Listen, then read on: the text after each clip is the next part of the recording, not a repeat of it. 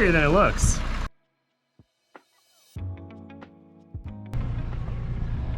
All right, guys, so we got the go-ahead to bring all of our abandoned vehicles to the local scrap guy.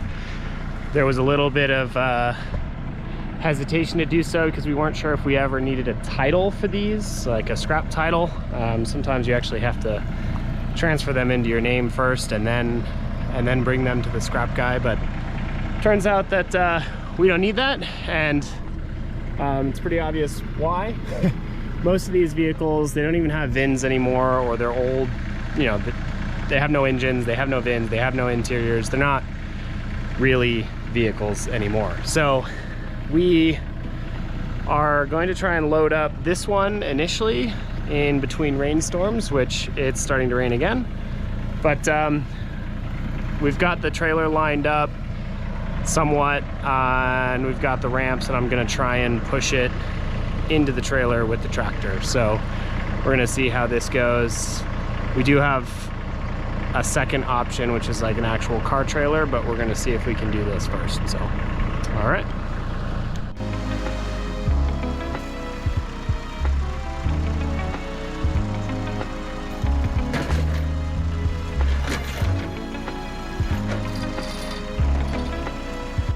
These cars had always been a pretty big eyesore for us, and at this point we had been to the scrapyard a number of times and always got the same answer: you will need a title to scrap these vehicles. However, I ended up having a longer conversation with the guy and finally showed him photos of these vehicles. His immediate reaction was, "Oh, those are the cars? Yeah, bring them in."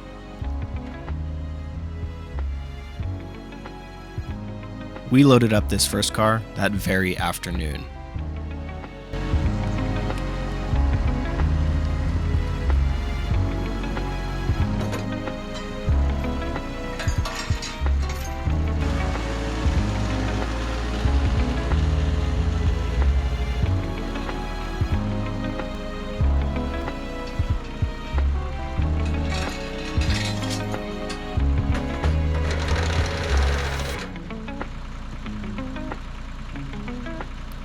This car caught fire when the house was burning down, and that was about 16 years ago.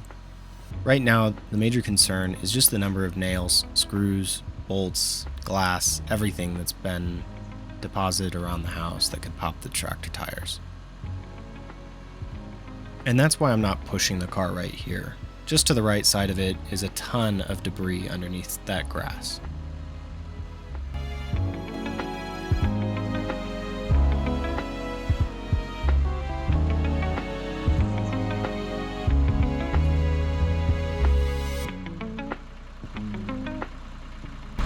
It's heavier than it looks.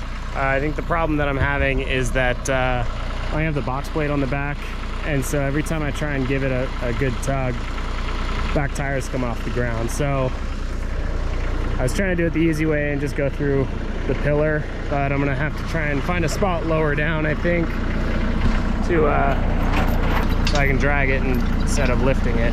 So we'll see if that works.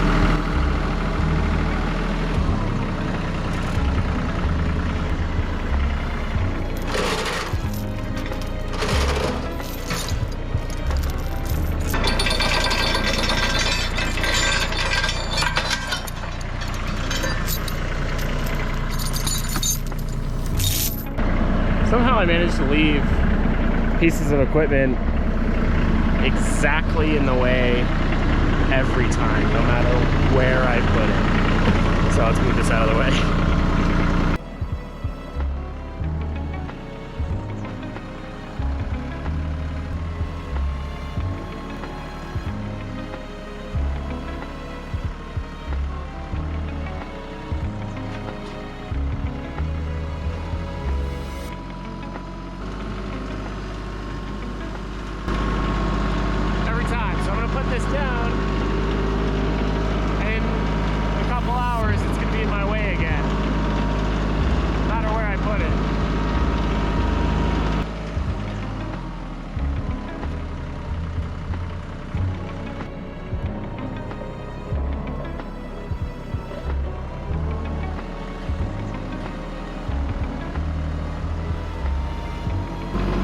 Surely that's a good spot for it.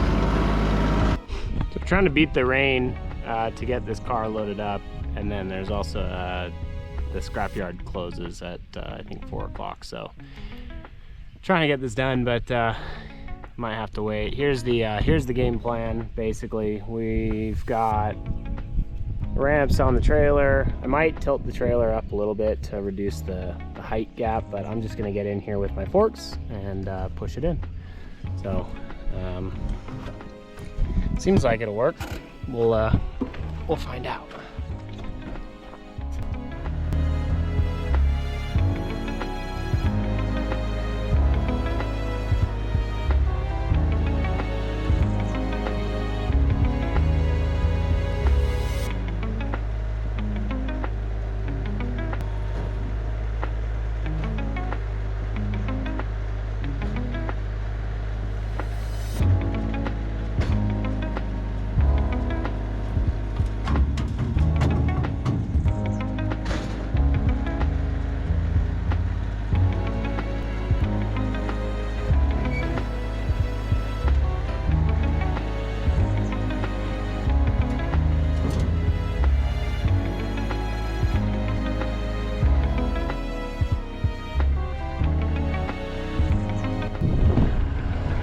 Well, I missed.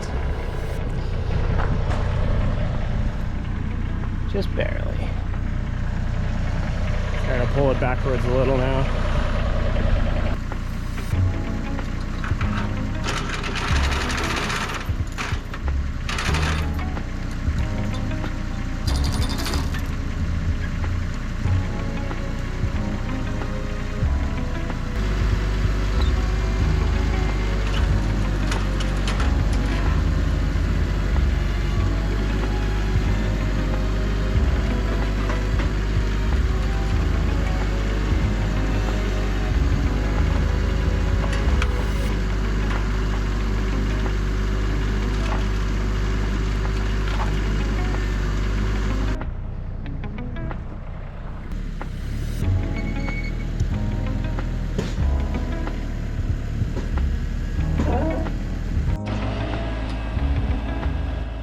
It took a little bit of wrestling to get to this point, but overall, loading up this car was pretty smooth.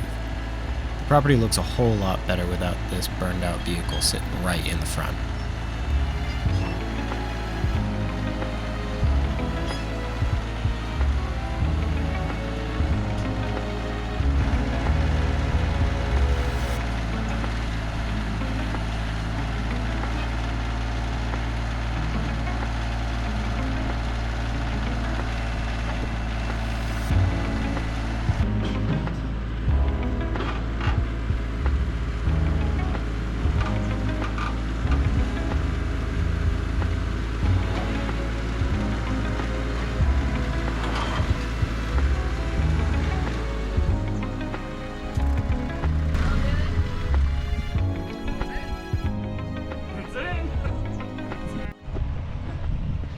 All right, so we managed to get the first car loaded up into the trailer and chained down just lightly. It's only 10 minutes or so to the scrap place, so it's not going to be too much of a drive, but they close in 25 minutes or so, so we're gonna go. This car weighed in at over 2,500 pounds, quite a bit heavier than what we had originally expected, and explains why the back of the tractor was lifting up off the ground. I still think weights on the back of the tractor or a heavier implement would help in the future. Oh, and if you're curious about how much a car like this would be worth, we got $18.43 for it. So at least it covers the gas cost. Well, we got the first car loaded and scrapped. So now we're gonna work on this next one. This is quite literally the old chicken coop. So it should be a little bit lighter than the last one. This one's entirely stripped out, but it is way up here on top of the hill. So we're gonna have to try and drag it to the road before we can try and load it up into the trailer. So we're gonna try and do that right now.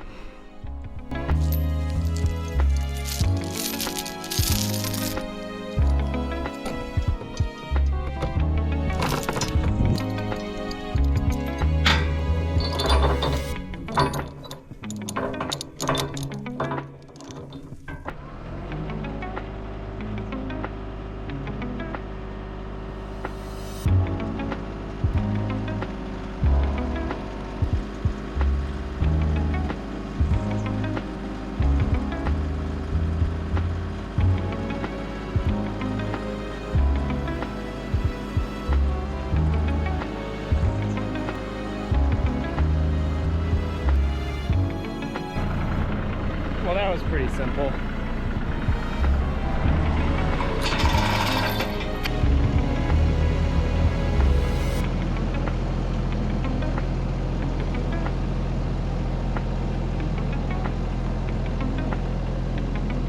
So I'm pretty sure that my tractor can pick this one up just as is. So I want to try and go through this front windshield. We got two options. I can break the glass and make a ton of mess and have a lot of fun doing it, or I can do it the tedious way and rip the entire windshield out. So I'll do it that way. It's actually a lot easier than I thought it was going to be.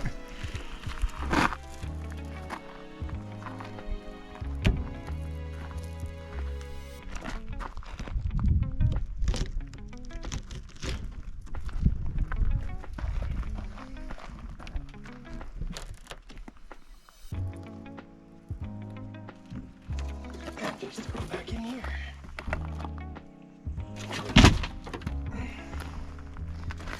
I have no idea how old this car is, so I wasn't sure if that was tempered safety glass or not.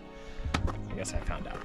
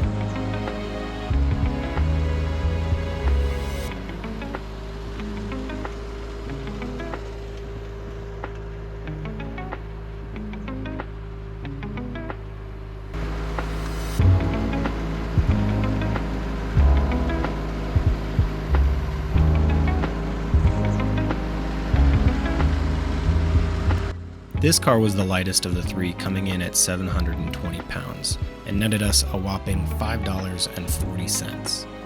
Not quite enough to pay for the gas just to get it to the scrapyard, but we're happy it's off the property.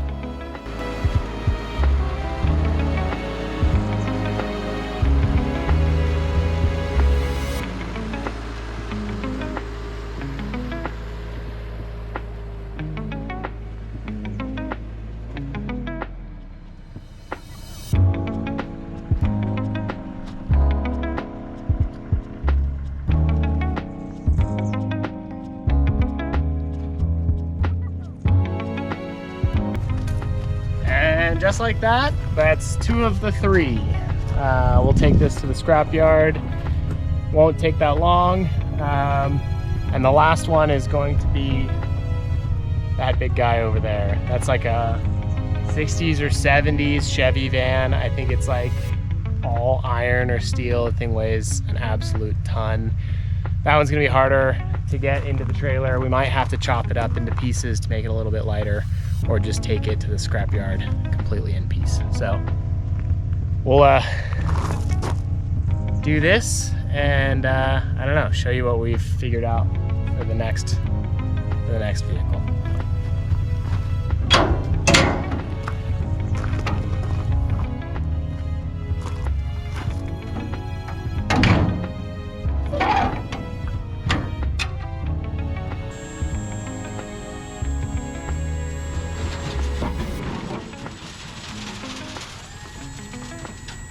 We didn't get a ton of footage of removing the van, but we figured out the easiest way to remove this one would be to use a car trailer that's lower to the ground. And because of its positioning, we had to drag it away from the creek first so that we could use the tractor and a sledgehammer to push it the rest of the way onto the trailer. Once we got to the scrapyard, they used a much larger tractor to just lift it off the trailer, and we were on our way. Funnily enough, this car was lighter than the first car we scrapped and weighed in at 2,220 pounds, netting us $16.65. We're so excited to have these vehicles off the property. It really does change the whole atmosphere of the place.